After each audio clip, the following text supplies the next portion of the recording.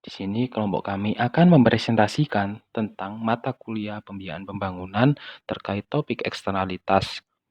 Kelompok kami beranggotakan 3 orang, yaitu yang pertama saya, Yoga Ardiansyah, NIM 181910501075, dan yang kedua Irsyad Novanto, NIM 181910501051, dan yang ketiga Priscilla Enggit Dewantari, NIM 191910501057. Untuk pembahasan pertama yaitu tentang pengertian eksternalitas. Pengertian eksternalitas sendiri secara umum dapat dikatakan bahwa eksternalitas adalah dampak tindakan seseorang atau suatu pihak terhadap kesejahteraan atau kondisi orang maupun pihak lain. Dan yang kedua yaitu jenis-jenis eksternalitas. Jenis-jenis eksternalitas sendiri terbagi menjadi 2, yaitu yang pertama positif dan negatif. Untuk jenis-jenis eksternalitas positif yaitu tindakan suatu pihak yang memberikan manfaat bagi pihak lain, tetapi manfaat tersebut tidak dialokasikan di dalam pasar. Sedangkan jenis-jenis eksternalitas negatif yaitu biaya yang dikenakan pada orang lain di luar sistem pasar sebagai produk dari kegiatan produktif. Contoh dari eksternalitas negatif adalah pencemaran lingkungan. Misalnya di daerah industri, pabrik-pabrik sering mencemari udara dan orang-orang di sekitarnya harus menderita konsekuensi negatif dari udara yang tercemar meskipun mereka tidak ada hubungannya dengan memproduksi polusi. Untuk faktor-faktor penyebab eksternalitas terbagi menjadi 4, yaitu yang pertama keberadaan barang publik, yang kedua sumber daya bersama, yang ketiga ketidaksempurnaan pasar, yang keempat kegagalan pemerintah. Untuk faktor-faktor penyebab eksternalitas yang pertama yaitu keberadaan barang publik. Keberadaan barang publik memiliki sifat non-excludable dan non-rivalry. Barang publik tidak diperjualbelikan sehingga tidak memiliki harga. Barang publik dimanfaatkan berlebihan dan tidak mempunyai intensif untuk melestarikannya. Untuk faktor-faktor penyebab eksternalitas yang kedua yaitu sumber daya bersama atau bisa disebut common resource.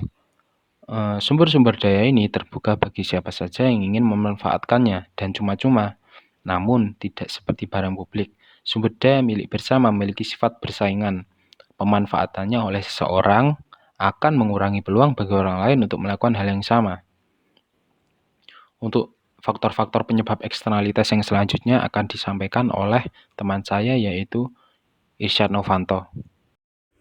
Ya, di sini saya akan melanjutkan presentasi dari rekan saya, Yoga, yang membahas tentang faktor eksternalitas, yaitu yang poin ketiga, ketidaksempurnaan pasar. Masalah lingkungan bisa juga terjadi ketika salah satu partisipan di dalam suatu tukar-menukar hak-hak kepemilikan atau property rights barang publik mampu memengaruhi hasil yang terjadi. Hal tersebut dapat terjadi pada pasar yang tidak sempurna atau yang biasa disebut dengan imperfect market, seperti pada kasus monopoli penjual tunggal. Ketidaksempurnaan pasar ini misalnya terjadi pada praktek monopoli atau kartel. Kemudian contoh konkret dari praktek ini adalah organisasi negara-negara pengekspor minyak atau OPEC dengan memproduksi minyak dalam jumlah yang lebih sedikit mengakibatkan meningkatnya harga yang lebih tinggi dari harga normal. Pada kondisi yang demikian akan hanya berakibat terjadinya peningkatan surplus produsen yang nilainya jauh lebih kecil dari kehilangan surplus konsumen, sehingga secara keseluruhan praktek monopoli ini merugikan bagi masyarakat. Kemudian faktor yang keempat atau yang terakhir dari faktor eksternalitas yaitu kegagalan pemerintah. Kegagalan pemerintah banyak diakibatkan oleh tarikan kepentingan pemerintah itu sendiri atau kelompok tertentu yang tidak mendorong efisiensi. Kelompok tertentu ini memanfaatkan pemerintah untuk mencari keuntungan melalui proses politik, melalui kebijaksanaan dan sebagainya. Kemudian kita beralih kepada topik yang ketiga, yaitu solusi pihak swasta terhadap eksternalitas. Solusi pihak swasta terhadap eksternalitas terbagi menjadi dua. Yang pertama, solusi pihak swasta itu sendiri. Dalam prakteknya, bukan hanya pemerintah yang perlu dan dapat mengatasi eksternalitas, melainkan juga pihak-pihak non-pemerintah, baik itu pribadi maupun kelompok, maupun organisasi ataupun perusahaan. Pada dasarnya, tujuan yang hendak dicapai oleh pemerintah maupun pihak swasta berkenaan dengan penanggulangan eksternalitas itu adalah untuk mendorong alokasi sumber daya agar mendekati kondisi yang optimum secara sosial. Upaya-upaya yang dilakukan oleh pihak swasta atau private solution dalam mengatasi persoalan eksternalitas antara lain salah satunya melalui konsep CSR atau Corporate Social Responsibility, yang dimaksudkan sebagai upaya perusahaan untuk meningkatkan kepedulian terhadap masalah sosial dan lingkungan. Contohnya, PT Jiwi Kimia setelah diketahui melakukan pencemaran lingkungan dengan membuang limbah berbahaya ke sungai, mulai melakukan pemulihan sebagai bentuk tanggung jawab terhadap pencemaran yang terjadi. Dibantu dengan LSM dan masyarakat sekitar, perusahaan melakukan berbagai macam program pemulihan kondisi ekosistem sungai dan melakukan rehabilitasi kondisi air sehingga air itu layak digunakan kembali. Kemudian yang berikutnya adalah teorema Gies. Pakar ekonom yang bernama Ronald Gies pada tahun 1960 menyampaikan pemberian hak milik yang tepat terhadap suatu barang, walaupun tetap akan ada eksternalitas, tetapi bisa menimbulkan tawar-menawar antara pihak-pihak yang terkait sehingga pihak-pihak yang terkait bisa bersama-sama mencari solusi yang terbaik ini. Dikenal dengan nama teorema Gies.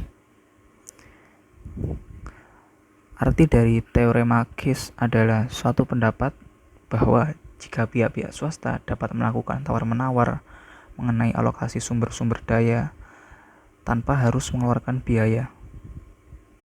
Kemudian yang selanjutnya yaitu kebijakan pemerintah mengatasi eksternalitas. Adanya eksternalitas yang negatif mengakibatkan sumber daya yang dilakukan pasar tidak efisien. Disinilah diperlukan peranan dari pemerintah. Harapannya masalah-masalah yang ditimbulkan dengan adanya eksternalitas dapat teratasi. Berikut adalah hal yang dapat dilakukan oleh pemerintah. Adalah kebijakan rencana tata ruang kota yang akan disampaikan oleh rekan saya, Enggit. Persilakan. Dan sekarang saya akan membahas mengenai apa saja yang dapat dilakukan pemerintah dalam mengatasi eksternalitas. Yang pertama adalah kebijakan rencana tata ruang wilayah atau kota. Nah, penyusunan kebijakan RT/RW ini adalah bentuk intervensi atau keterlibatan pemerintah yang berguna untuk meminimalkan eksternalitas negatif yang diakibatkan dari pemanfaatan ruang perkotaan secara berlebihan. Yang kedua, regulasi. Nah, apa yang dimaksud dengan regulasi? Regulasi adalah aturan atau pembatasan yang bertindak untuk mengendalikan perilaku manusia. Nah, contohnya di Indonesia pemerintah itu mengeluarkan PP nomor 82 tahun 2001 yang membahas mengenai pengelolaan kualitas air dan pengendalian pencemaran air. Dan juga terdapat PP nomor 41 tahun 1999 yang berisikan tentang pengendalian pencemaran udara. Nah, membahas tentang PP nomor 41 tahun 1999 ini yang berbicara mengenai pengendalian pencemaran udara, tentunya masalah polusi dapat kita hindari.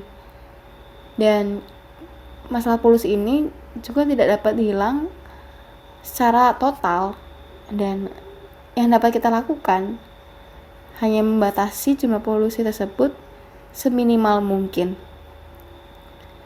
Dan dengan membatasi jumlah polusi seminimal mungkin, hal itu tidak dapat terlalu merusak lingkungan, namun tidak juga menghalangi kegiatan produksi, sehingga aktivitas ekonomi dapat berjalan dengan baik.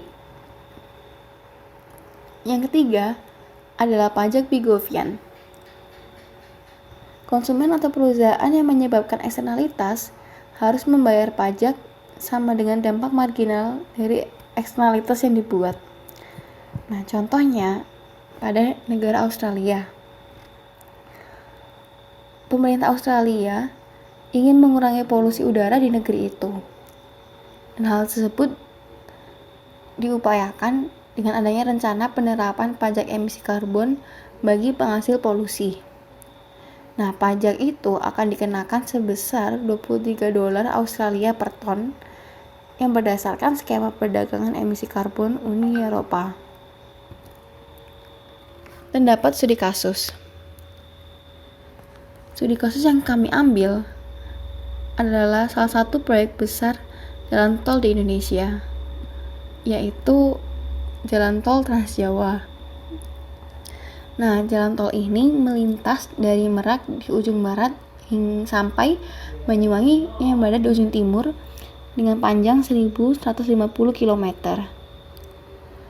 Peresmian Jalan Tol Trans Jawa ini pada tanggal 20 Desember 2018. Nah, pada proyek besar jalan tol di Indonesia ini terdapat eksternalitas positif dan eksternalitas negatif. Pada eksternalitas positif terhadap lingkungan makro yang ditimbulkan dari pembangunan jalan tol Trans Jawa ini adalah semakin mempermudah akses transportasi antar daerah. Nah, karena mudahnya akses transportasi antar daerah, hal tersebut pasti akan timbul aktivitas ekonomi yang dapat berjalan dengan baik. Dan dengan adanya aktivitas ekonomi yang berjalan dengan baik, tentunya pendapatan daerah akan meningkat. Nah, yang kedua adalah eksternalitas negatif. Ini ditimbulkan dari penggunaan lahan yang sangat luas yang biasa difungsikan sebagai lahan pertanian diubah menjadi jalan, sehingga berkurangnya lahan pertanian.